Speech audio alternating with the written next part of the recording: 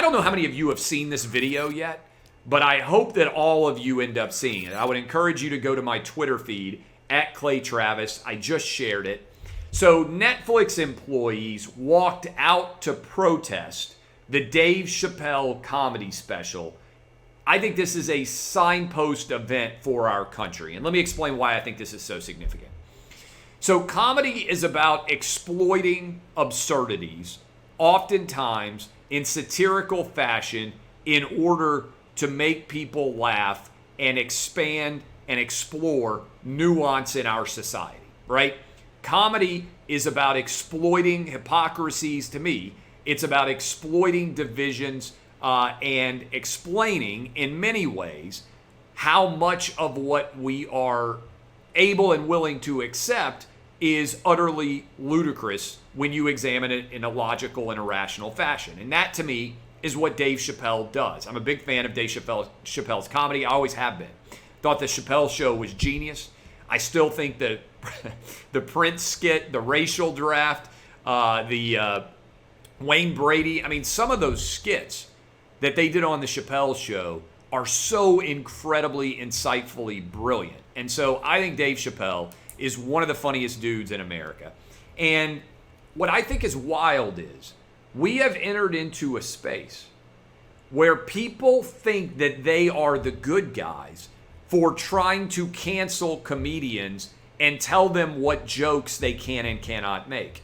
And if you watch the video of the Netflix protest, there is a guy who I gotta admit, I think this is pretty funny. He showed up at the protest of the comedy special with his own sign that just said, "We like Dave."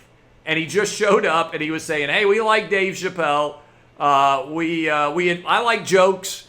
I like to laugh." Like, he's just walking around saying things that are completely normal in a usual context. But the woke universe cannot handle any form of disagreement. They are completely committed to the authoritarianism of their perspective. And so they immediately swarm this guy and they grab his sign that just says, "We like Dave." He's walking around saying, "I like jokes." They tear up his sign. He is left then only with his stick, and they immediately start screaming that he has a weapon, and they try and get close to him and silence his ability to say, "I like Dave Chappelle, we like jokes." Okay? To me, this is a video that is going to go viral to a large extent. And what I would ask of you is this: how often, historically, do we judge people who are unwilling to have any sense of humor as being on the right side of history in the long run? I remember having this debate back on my old show. I said, "Hey, do you think they're really funny terrorists?" I mean, think about this. If you're a member of the Taliban and you are sitting around all day, talking about how you're going to blow people up and how you can't wait to commit another terror attack, do they have moments of real humor? Like, are there really funny terrorists when they're sitting around their campfire, freezing their asses off, talking about how much they're looking forward to getting a bazooka and blowing up an American helicopter? Is somebody really funny? Like, does anybody ever sit around and laugh? Do they have a good time? I think the answer is no, because absolutism is the enemy of humor, right? I have always said that if you have a great sense of humor, I will forgive any flaw. If you can make me laugh, then I think you are the enemy of absolutism. And I fight absolutists in all contexts. And if you are convinced that your religion is the only path to heaven, and if you are convinced that your sense of humor is the only one that is allowed to exist, then how in the world are you able to see nuance and have a funny version of yourself? I mean, if you are showing up to protest a comedian, and I wrote about this in my book, I said, how in the world can we take anyone who shows up to protest jokes seriously? I mean that in an honest fashion. You are spending your time to protest what someone else can find funny. And there's a difference between not thinking something is funny, or maybe even thinking something is inappropriate, and saying, hey, you aren't allowed to say that. And in the space of a few years, we have turned the left-wing woke mob into the thought police, into the speech police, into the joke police, into constant arbiters of what you are allowed to say in public. And I have been fighting back against them with everything that I have. And the reality is, that's why they haven't been able to cancel me. Because you get canceled when you apologize to these woke idiots or try to placate them and hope that they're going to find a new target. If you are willing to stand up to them, then eventually they move on because they realize that you are uncancelable. And this is one of the things that's disappointing to me about so many people in the creative arts. Howard Stern, alongside of Rush Limbaugh, are the two greatest radio talents of our generation.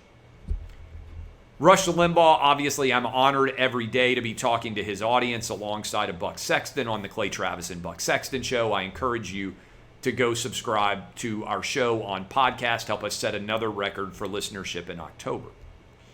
But if you are Howard Stern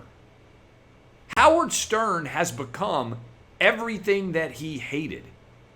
And he's now anti everything that rose him to his level of prominence. Instead of being a rebellious, outlandish, creative, thoughtful person, he's turned into the woke police. He's come after Kyrie Irving over vaccination. He is pro-mask. He is completely disconnected from what the rest of the world is like and about. And all of it, I think, is an utter indictment of the way the nation has gone. Howard Stern is a representative sample of what creative freedom in this country has become. We've gone from idiosyncratic, iconoclastic, fearless commentary from a guy like Howard Stern to him being a member of the sheep that he used to mock and deride. He now has become the people who used to complain to the FCC about him. Think about that trajectory of his career and how much Howard Stern in 1990 would hate Howard Stern in 2020. And I don't know what the future is going to hold for me. I'm 42 years old. Got a big audience now. Audience gets a little bit bigger every day. And maybe in 30 years, some of you are going to look at me and say, my God, Clay Travis is an awful guy. He would hate himself 30 years ago. I hope that's never going to be the case. I hope I am going to be like George Carlin, somebody who is firing bullets in defense of free speech for my entire career. And I think I will be, because whether you agree or disagree with me, the first thing I ever had published in my life as an 18-year-old at George Washington University was a defense of free speech. And 24 years later, here I am, still firing away. I hope I got a lot more years left, but I want you to watch that video of the protest against Dave Chappelle and think to yourself. People love to talk about the right and wrong sides of history. When have the people trying to cancel humor, trying to burn books, trying to artificially constrain what conversations we can have and what debates we can have ever ended up on the right side of history in the long term? They haven't. That video, I think, is emblematic of what we're dealing with on a day-by-day basis.